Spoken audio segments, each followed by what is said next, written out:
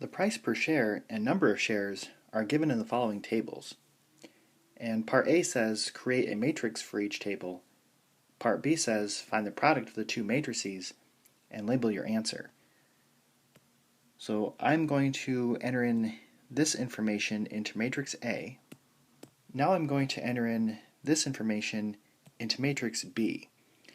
And I'm actually going to rotate this matrix because if I leave it as it is, we have a 3 by 3 multiplied by a 2 by 3, and the inner dimensions don't match, so you can't multiply.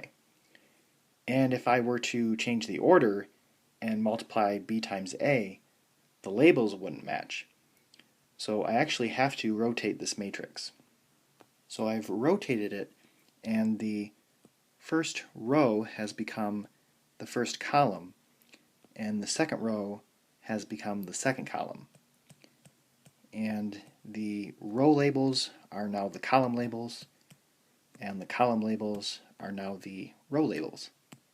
And now my inner dimensions match, as well as the column labels of the first matrix and the row labels of the second matrix match. So I can multiply these now. So this is what you get when you multiply the two matrices. And you'll notice that we have the row labels of the first matrix and the column labels of the second matrix. Finally, I just want to highlight what's going on with the matrix multiplication.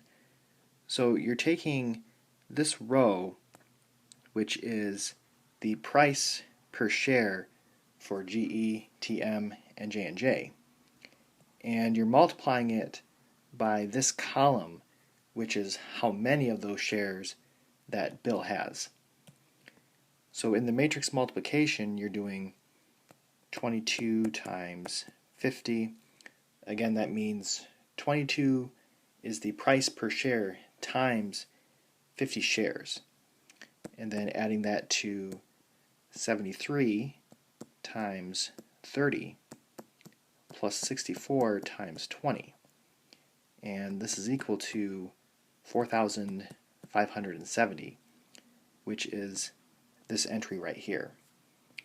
So matrix multiplication is really just taking the price per share and multiplying it by how many shares there are.